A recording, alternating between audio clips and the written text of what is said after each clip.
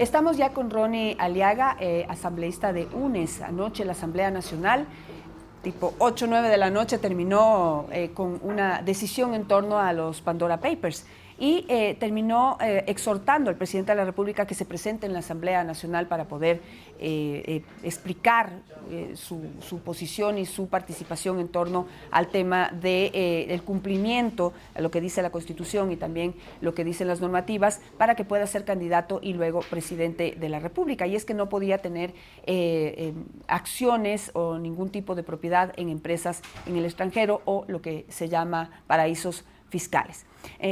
Asambleísta Aliaga, muchas gracias y gracias por aceptar esta entrevista. Quisiera ir entendiendo lo que pasó. La primera ponencia que hizo Paola Cabezas pedía de entrada la destitución del presidente de la República. Eso, en la práctica, no se aceptó por parte de la Asamblea Nacional. ¿Lo esperaban así? Bueno, muy buenos días, muchísimas gracias por la invitación, un saludo a todos los hermanos ecuatorianos. Yo creería que dentro del trabajo político no se tiene que satanizar los elementos o las herramientas democráticas que tenemos en la Constitución. El artículo 130, numeral 2 de la Constitución es evidentemente una herramienta que puede utilizar la Asamblea Nacional, asimismo como el Ejecutivo tiene otras herramientas democráticas que la ha anunciado en varios medios de comunicación cuando tenía mayor aceptación del pueblo ecuatoriano, según tenemos entendido, pero que al final del día son herramientas que se pueden usar. Que evidentemente se plantea y no tiene acogida de la Asamblea Nacional, no tuvo la acogida. Nosotros esperábamos una reacción así. Mucho se ha hablado de un supuesto pacto que existiría entre UNES y el gobierno. Por supuesto, descartado con esa moción que se realiza, pero más allá de descartado el pacto de UNES, se evidencia el pacto de las otras organizaciones políticas que más vale blindan al presidente, y yo creo que lo vamos a ir hablando porque usted me indica que vamos a hablar moción por moción. Pero a ver, hablemos de eso. O sea, ya usted está planteando otra hipótesis también difícil de comprobar. Yo lo veo más de la mano de la lógica. O sea, empezar por una destitución del presidente de la República cuando las mismas normativas le dan, o sea, le dan un orden a usted para poder llegar a ese que debería ser el final. O sea, viendo la ponencia de Paola Cabezas, primerito pide la destitución y después pide la investigación. Después pide que el presidente de la República explique todo lo que ustedes han encontrado para recién ustedes poder verificar si incumplió o no incumplió. Entonces, ¿cómo es ese orden? Primero destituye y después comprueba. Bueno, no, al final del día, acuérdese que nosotros como Asamblea Nacional tenemos la competencia de hacer control político a todo el Ejecutivo. El primer funcionario público es el presidente de la República. Si en caso de haberse dado la votación positiva, incluyendo ese artículo dentro de la resolución, lo que se tenía que hacer era seguir un juicio político al presidente de la República, ¿no? Y eso tenía que ser tramitado por la Comisión de Fiscalización. O sea que no es que el trámite se votaba ahí y ya estaba listo de destituir al presidente, no era tampoco así de esa manera. Al final del día lo que se planteaba dentro de esa resolución era el camino a seguir, que evidentemente tienen que haber investigaciones por parte de las autoridades involucradas, tiene que existir esa investigación. Pero en ese camino, ¿no debería empezar la Asamblea Nacional por verificar primero la información? Eso no se ha verificado. Es más, los acusan, sus mismos coidarios los acusan de haber hecho el informe en base a los informes de prensa del Universo y de la prensa internacional del país. ¿Nuestros coidarios cuáles? No, perdón, sus colegas. Ahí sí es otra cosa, porque en mis coidearios no creo. Más vale... bueno, algunos sí. En cierto momento los de Pachacuti pueden resultar coidearios y también los están cuestionando. Ahí vamos al asunto. Es terrible, y yo no me pienso meter en los problemas internos que tengan el resto de organizaciones o fuerzas políticas, pero es terrible que entre los propios compañeros se estaban atacando y no pudieron tomar una sola postura firme por parte de la organización política Pachacuti. Pero más allá de eso, yo lo que le quería mencionar era que dentro del control político que podemos realizar como Asamblea Nacional no se satanicen estas herramientas. Más vale se las pueda utilizar, ¿verdad?, para que nosotros podamos exhibirle al pueblo ecuatoriano la verdad. ¿Qué es lo que quiere? Usted me habla y dice las pruebas no han sido comprobadas o verificadas. La información, o sea, la documentación. La documentación. Que la documentación parte no de una organización política, sino que parte del consorcio de periodistas, que es reconocido a nivel mundial. En ese sentido, la información sale, es de conocimiento público. Yo creo que la Fiscalía ahí tenía que haber actuado de oficio, era de conocimiento público la información, actuado de oficio, y el resto de instituciones sí. El presidente da declaraciones y dice, sí, voy a responder a la Asamblea Nacional, voy a insistir para ir a la comisión y voy a ir al pleno de la Asamblea Nacional. Por último, no quiere ir a ninguno de los dos y pide fiscalización a domicilio y dice, los invito a Carondelet, vengan a fiscalizarme. Cuando a él, quien lo posesiona, es la primera función del Estado. Él fue a la Asamblea Nacional a que le pongan la investidura de presidente, su banda presidencial, para que él pueda ejercer sus funciones. Entonces resulta ser que cuando le conviene sí y cuando no le conviene no. Ahora, dentro de esto que, como usted dice, no se verifica la información, yo creo que hay abundante información en este momento, que tanto la mostró el señor Villavicencio el día de ayer, dijo que tenía 24 documentos, tanto la legisladora Mónica Palacios de la bancada Unión por la Esperanza, que también ha hecho llegar información que tiene apostilladas de Panamá y que, coincido con usted, tiene que ser verificada por las autoridades competentes y pertinentes. Terminamos en el punto de verificación de la información. El control político tiene que seguir. Pero el día de ayer se aprueba una resolución donde le cambian el sentido por una palabra. En la primera resolución que plantea el bloque de Pachacutic, se hablaba de convocar al presidente de la República al Pleno de la Asamblea Nacional a que explique. En la resolución que plantea la izquierda democrática, y que dicho sea de paso, quizás no se ven los medios de comunicación, los trasbastidores o lo que ocurre mientras está paralizada la Asamblea, pero de manera descarada estaba el bloque de alianza, bloque de acuerdo nacional con izquierda democrática hablando y ponle esto, sácalo de acá, y que no me llames acá, que llámame acá, de manera descarada. Todos lo pudieron ver, ahí estaban los medios de comunicación, no sé por qué no sacan esas tomas de paso. A ver, yo no sé hasta qué punto, le entiendo su punto de vista que se puede ver eso como raro, como mal, pero tenían que llegar a algún acuerdo, pues tenían que poner sobre la mesa un documento sobre el que se puedan llegar a un acuerdo. Sí, pero me imagino que por eso tienen que conversar, porque la telepatía creo que todavía no existe. Ya, pero mire cómo le dan la vuelta y tergiversan las cosas. Cuando piden legisladores, y creo que nosotros hemos sido de la organización política que menos exhortos o cambios del orden del día han pedido, dicen los exhortos no valen, no sirven porque se lo pasan por donde no alumbra el sol. ¿Ok? Y le piden exhorto al presidente, le exhortan a que visite la Asamblea. ¿Cuál es la diferencia entre convocar y exhortar? Porque convocar ya es una obligación. Claro, nosotros estamos dando una disposición, ¿no? Que no se malinterprete el término, porque tampoco estamos para mandar al presidente de la República, pero sí dentro de nuestra competencia le estamos pidiendo al presidente de la República que asista a la Asamblea Nacional y responda. El exhorto, le estamos diciendo si puede hacer el favor de venir, si quiere sí, si no, no. Entonces él va a decir, bueno, es un exhorto, da igual.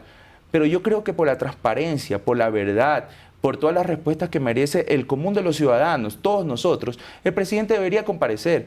Por último, que haga una comparecencia donde él explique. Pero mire, estoy de acuerdo con usted. Yo creo que el tema tiene que quedar totalmente claro, dilucidado, y no debe haber ninguna duda alrededor de este cuestionamiento que se ha hecho, como usted dice, a nivel internacional, por una organización de periodistas que es respetable, que pues ha hecho un buen trabajo y que deja ahí una sombra que tiene que ser aclarada, tiene que ser dilucidada. Lo que me da temor y lo que me da, no sé, duda, es que como Asamblea Nacional no se organizan como que para verse serios, para que haya una investigación realmente que no haya estos exabruptos, como por ejemplo decir que hay una conmoción nacional y que hay que votarle al presidente de la República sin pensar en las consecuencias. No queremos eso, necesitamos trabajar, necesitamos estabilidad, necesitamos realmente ponernos a trabajar sobre los problemas que nos afectan a los ecuatorianos. Plantear de entrada que destituyan al presidente de la República y en base a una conmoción nacional que no sé cómo fue sustentada, eso les quita seriedad. Y eso es lo que argumenta de alguna manera a que ciertas personas o determinado sector de la población se pueda poner de parte de una decisión del presidente de la República de no pararles bola, no hacerles caso, porque no son serios. Bueno, no es que no es seriedad, es que mire que es un estado de opinión. Hay ciertos medios de comunicación que sacan lo que realmente les da la gana. Y es la expresión, ¿no? Y son mis palabras. Sacan realmente lo que les da la gana. Aquí no es de que le falte seriedad a la Asamblea Nacional. Lamentablemente, y coincido con usted en una parte, se deteriora la imagen de la Asamblea por ciertos discursos mentirosos, que ni bien termina de dar el discurso el asambleísta, ya saben que es mentira, que está mintiendo descaradamente, que dicen una cosa con sus palabras, pero con sus acciones y sus votos hacen totalmente lo contrario. Ahora, hablar de estos temas, ahí es a donde voy, puede ser la palabra conmoción, puede ser cualquier otro tipo de término. El problema es que se sataniza y no se permite que se lleve adelante la investigación totalmente y salga un resultado positivo. ¿Por qué? Porque hay el estado de opinión que dicen, bueno, es que si plantean ese tema es porque quieren desestabilizar, es porque son golpistas y porque no esperaban hasta el final de todo el tema de concluir la investigación, de concluir una resolución que al final del día fue elaborado por legisladores de varias bancadas, no solamente de una bancada de oposición, que nosotros somos considerados como una bancada de oposición al gobierno, pero no solamente por una bancada. Es más, es tanto el debate que se dio que hasta la misma otra bancada de izquierda se cogen y se pelean adentro. Claro, pero, o sea, pero ahí va, Ronnie, o sea, asambleísta, elaboran un informe en la comisión en donde ni siquiera los mismos miembros de la comisión están de acuerdo y se descalifican mutuamente. Pero ahí permítame que le interrumpa. Permítame que le interrumpa. Podemos tener los medios, la ciudadanía, el país. Ya, pero permítame que le interrumpa. La falta de seriedad, ahí hay un punto. Cuando usted habla de que entre ellos se descalifican, un legislador viene y dice, es que lo que pusieron en el informe no estaba. Ajá. Usted tiene conocimiento porque usted es una periodista de trayectoria. Usted sabe que en las comisiones leen el informe. O sea que el señor no leyó o no escuchó lo que estaba. Eso no me parece raro. ¿Ah? Por eso también se les indica falta de seriedad, porque se sientan a votar este o cualquier otro proyecto sin leerlo. Ya, pero le dan cabida a una persona que evidentemente, y coincido con usted, que quizás no tiene la calidad prueba para decir. Es de preguntarle, señor, usted es miembro de la comisión, en la página 20 y pico, ¿qué dice? ¿Usted leyó el informe? ¿Qué dice en la conclusión 6? ¿Qué dice en el punto 4? ¿Usted lo escuchó? ¿O por qué dice que incluyeron algo que no estaba si usted estaba en el momento que dieron lectura y usted votó abstención, a favor, en contra? Entonces ahí coincido, pero son ciertos personajes. Lamentablemente se genera un estado de opinión porque en vez de darle cobertura a la mayoría que estaba de acuerdo con el informe, le dan cobertura a un personaje descalificado. Entonces el tema de la seriedad de la Asamblea no viene por el mal trabajo de la mayoría de los legisladores, viene porque ciertos medios de comunicación escogen a lo que pensaría yo que los legisladores que están menos preparados, por así decirlo, y utilizar términos suaves, a los legisladores que están menos preparados y de ellos recogen las declaraciones. Entonces usted ahí va a pensar y va a decir, oye, es verdad, este legislador no está leyendo, este legislador ni siquiera está asistiendo a la comisión y no está escuchando lo que está votando. Y luego muy suelto de huesos viene y dice, no, esto es un problema porque yo no estoy de acuerdo con el informe porque leyeron algo que no estaba ahí, que no debatimos. Yo no sé a dónde van a llegar con este argumento que lo siguen utilizando, que la culpa de todo lo tenemos los medios de comunicación. Yo creo que también hay que hacer un mea culpa. Todo ese desorden, todo ese rendimiento tan mediocre, y disculpen la palabra, que hay dentro de la Asamblea Nacional, también genera ese ambiente que va mucho más allá de los medios de comunicación. Ahora existe esto. Ustedes mismos transmiten y dan sus opiniones a través de las redes sociales y ahí también la gente se genera su propia opinión, más allá de los medios de comunicación. Pero quisiera ir avanzando. Sí, ya quedamos en que usted le culpa a los medios. Sí, pero es que no puedo aceptar que usted diga mediocre porque yo digo ciertos medios de comunicación. Yo no digo su medio de comunicación, digo ciertos medios de comunicación. Yo no puedo aceptar que usted diga que todo el trabajo de la Asamblea Nacional es mediocre porque nosotros sí nos preocupamos. Despacho por despacho asambleísta deberían ser evaluados de cuántos proyectos de ley han presentado, de cuántos procesos de fiscalización han realizado, de qué acciones legislativas realmente que hayan tenido resultados han realizado. Y ahí podemos hacer una evaluación y decir, ¿sabe qué? Mire, de esta bancada sí están cumpliendo, de esta bancada no están cumpliendo. Así como yo le digo, ciertos medios de comunicación. Porque si yo generalizo y yo digo son todos los medios de comunicación, ahí realmente sería injusto con los obreros de comunicación que hacen las coberturas y que muchas veces me dicen, lamentablemente no puede salir esa declaración porque tenemos otra línea editorial. Bueno, usted dijo que hay un estado de opinión y dijo medios de comunicación, general. Ciertos medios de comunicación. No dijo ciertos. Pero bueno, sí, no importa, digamos, está claro su punto. ¿Sí? Quisiera ir avanzando porque, digamos, en este momento hay un exhorto para que el presidente de la República acuda a la Asamblea Nacional para poder aclarar este tema. ¿Sí? Que, como usted y yo coincidimos, sería lo más sano posible. Pero hay un informe de Contraloría en la mitad, porque dentro digamos, de estas ponencias se pone que los informes de Asamblea Nacional y el resultado de esta asistencia del presidente, de este informe o esta rendición de cuentas del presidente de la República ante la Asamblea Nacional debería terminar en un informe que también va a los organismos de control. Pero el organismo de control ya tomó la decisión. La Contraloría ya dijo que no hay nada en el tema de Pandora Papers versus Guillermo Lasso. ¿Qué hacer ahí? Ahí yo quisiera mencionar varios elementos. El primero, y creo que uno de los más importantes, es una Contraloría cuestionada, ¿no? Tiene de por medio un juicio político. Pero es lo que hay. Pero tiene de por medio un juicio político. Usted entenderá que un juicio político para un funcionario público evidentemente puede significar la remoción de su cargo, la destitución de su cargo en el caso del Contralor. Si está sometido a Carondelet, a los poderes de turno, y evidentemente busca salvar su puesto o su cargo, evidentemente va a sacar un tipo de comunicados como el que sacó. Pero yo sí quisiera hacer una observación ahí muy específica. El Contralor saca su comunicado y dice que hay un dictamen, pero ¿en base a qué informe preliminar de verificación sacó ese dictamen? Ya hemos solicitado la información al Contralor para que nos explique en base a qué auditorías contrató o qué auditorías de la misma Contraloría utilizó para poder sacar ese resultado. Evidentemente, ¿no le parece tampoco raro que el mismo día que se va a votar el tema de Pandora Papers en la Asamblea Nacional sale el dictamen en horas de la mañana cuando el pleno era en horas de la tarde? ¿No le parece una presión para los legisladores para que también, como usted menciona, digan, bueno, ya el organismo de transparencia ya se pronunció en lo que tiene que ver sobre el pacto ético? El pacto ético es una cosa. Otra cosa es el control político al que es sujeto por parte de la Asamblea Nacional y que al final del día, sea que yo no esté de acuerdo totalmente con la resolución, se tomó una postura política. Fíjese que podemos coincidir en eso también.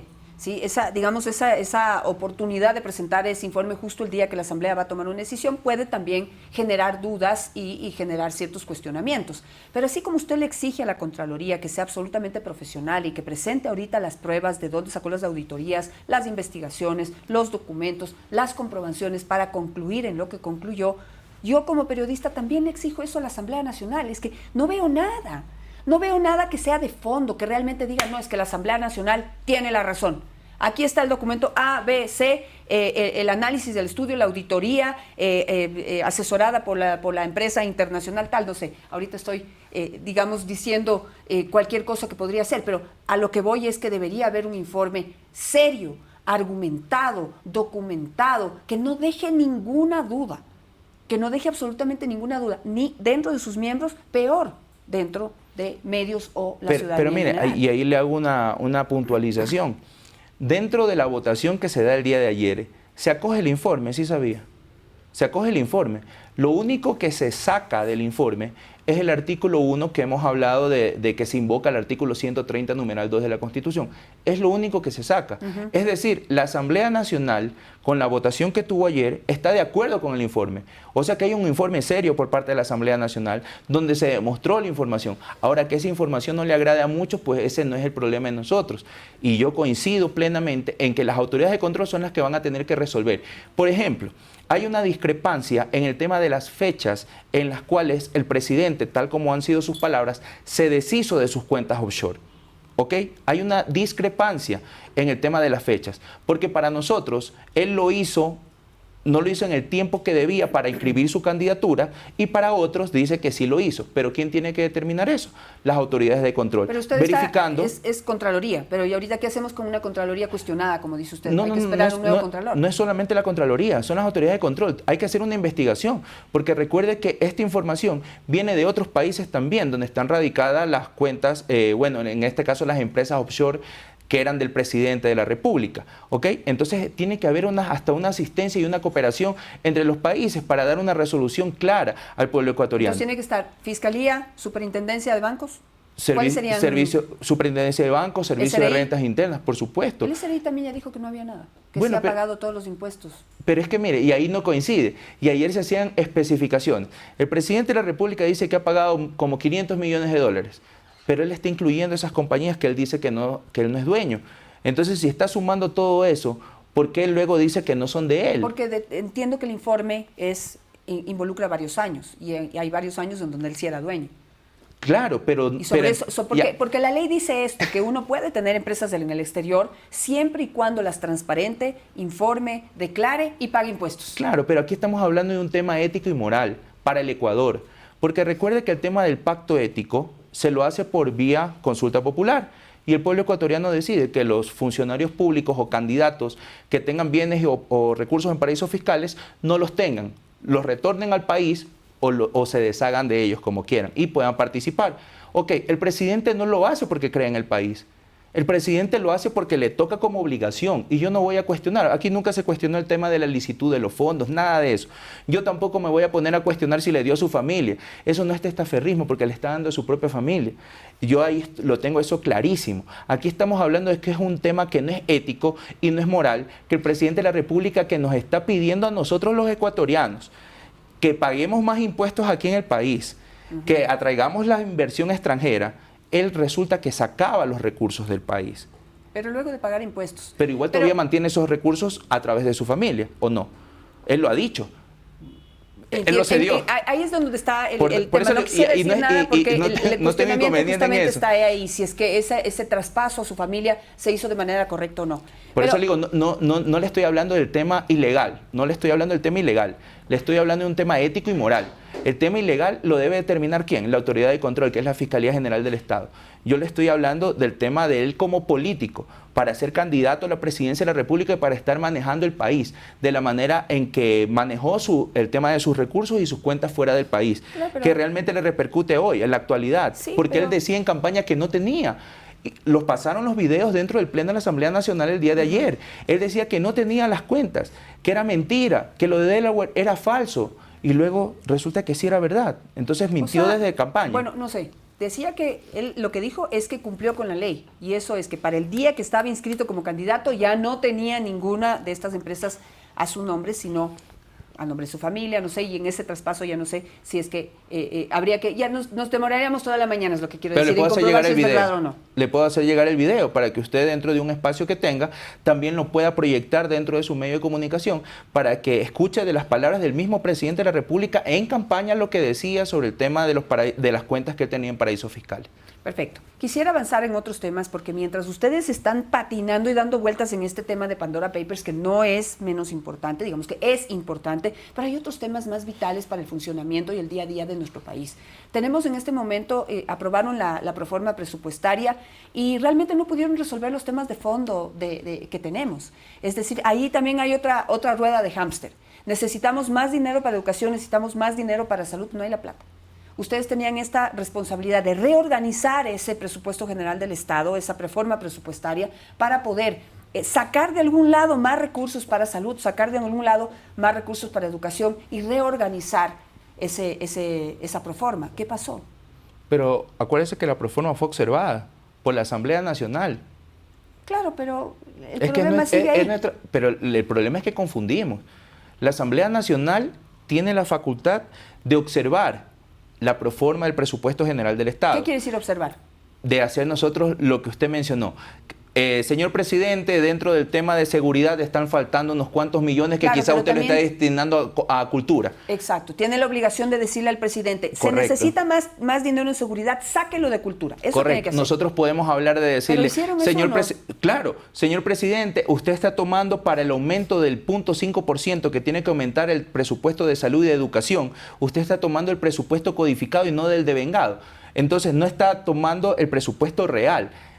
¿Verdad? Si tenemos un gobierno incompetente como era el de Moreno y usted tomaba el devengado, que era el ejecutado, evidentemente si usted se va de ahí para allá, tenía toda una amplitud de margen de acción porque no había hecho absolutamente nada ese señor. Asimismo, nosotros hacemos esas observaciones y le decimos, tiene que cumplir con lo que dice la Constitución, tiene que aumentar el presupuesto de salud y educación para las universidades. ¿Cómo? Es que usted como asamblea le tienen que decir, saque de aquí, ponga acá, saque de acá y ponga acá. Claro, tiene que quitarle a alguien. Sí, pero el presupuesto, el presupuesto digamos que es de 100 y hay varios rubros, hay 20 rubros dentro de los 100. Todos sumados dan 100. Se pueden modificar todos, pero tiene que dar el mismo resultado 100. El presidente lo que tiene que aclarar es de dónde va a sacar esos 100. Y muchos de esos recursos no los aclaraba. Y lamentablemente se nos vino a la memoria, sobre todo los legisladores que somos del periodo pasado, cuando decía y mencionaba dentro de la proforma los ingresos que no eran fijos, que no eran permanentes, que responden a la venta de los activos que él ya ha mencionado, como la venta del Banco del Pacífico y otros. Pero usted sabe que eso es una presunción también.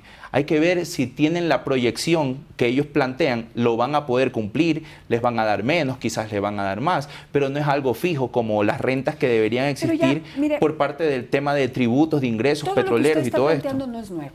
Por supuesto, pero le estoy explicando lo que debemos hacer como asamblea. Sí, llevamos años trabajando sobre un presupuesto general del Estado falso.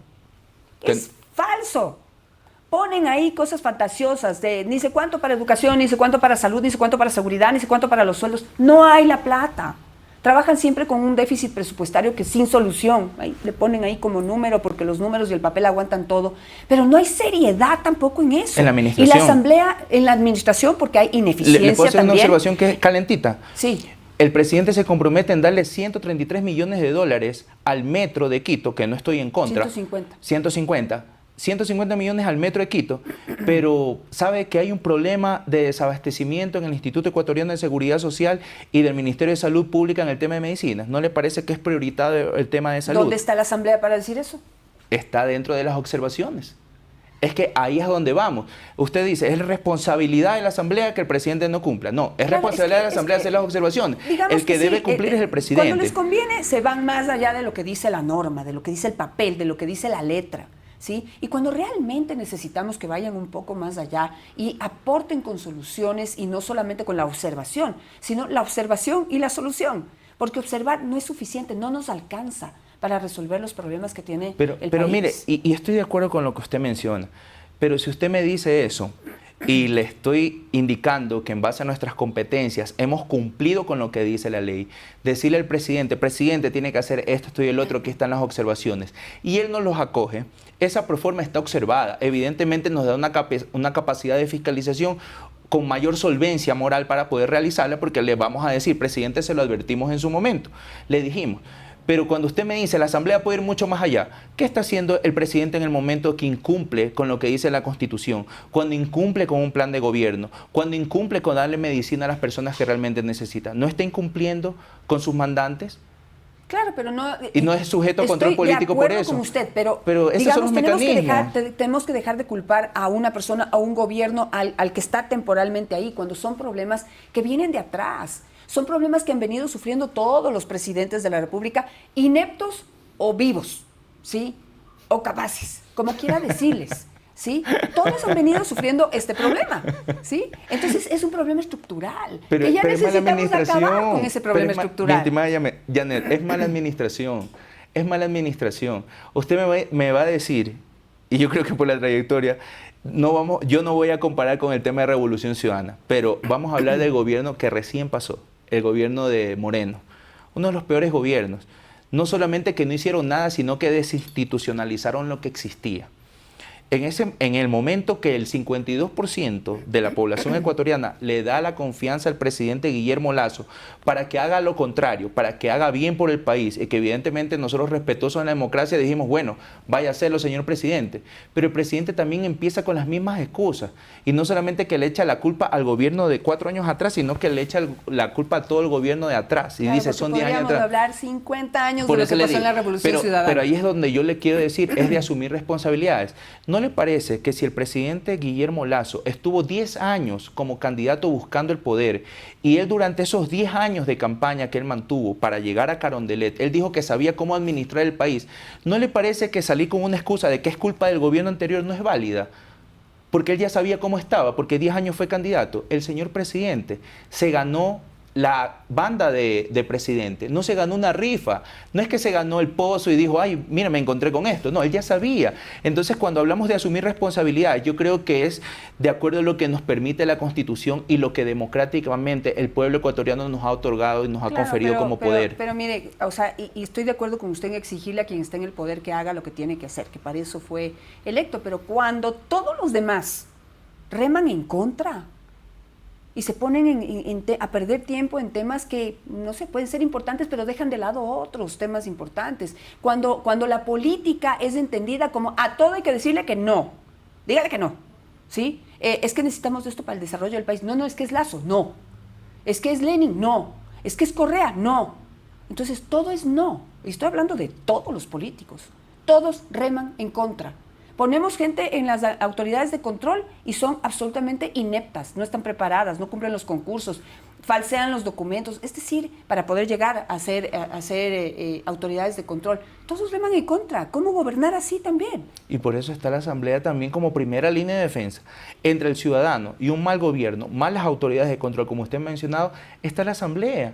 Porque el pueblo ecuatoriano nos otorgó esa facultad, pero deben entender que la Asamblea Nacional también es respetuosa con el resto de poderes del Estado. Nosotros quisiéramos solucionar muchos problemas.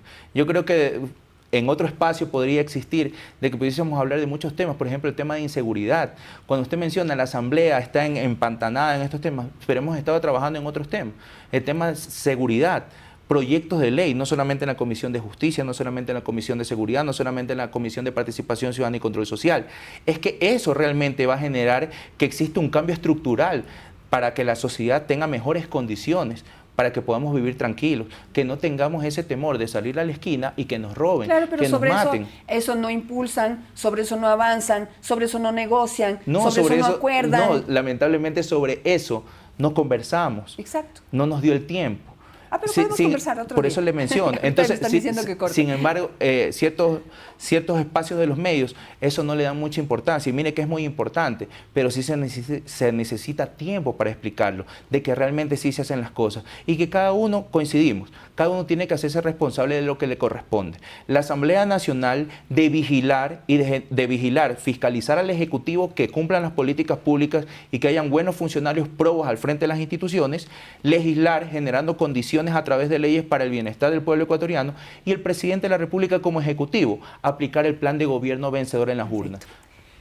Le agradezco muchísimo, a usted, asambleísta Aliaga, por venir esta mañana. Nos recontrapasamos del tiempo, pero ha sido muy interesante la conversación con usted. Gracias. Hemos abordado algunos temas y bueno, quedan otros pendientes, pero siempre abierto el espacio aquí para poder conversarlo, sobre todo si son cosas que realmente pueden provocar un cambio en nuestro país. Muchísimas gracias. Gracias a ustedes también, gente visionaria. Nos vemos mañana. Mañana estaremos hablando justo de un tema importante, el tema de las medicinas. El gobierno acaba de anunciar que compró $40 millones en medicinas que hacen falta en el sistema de salud pública. Pero pregunto lo siguiente, ¿por qué nunca tomamos en cuenta al mercado que ofrece la India? Es un mercado que es muy profesional, que es muy desarrollado. El 40% de las medicinas genéricas que compran los Estados Unidos, por ejemplo, que siempre es un referente, son de la India. ¿Por qué nosotros no compramos esos medicamentos? Con el mismo dinero, con esos $40 millones, ¿cuánto más podríamos comprar de ese tipo de medicinas? Una respuesta que mañana hablaremos con el ex embajador del Ecuador en la India. Así que aquí estará. Los esperamos mañana.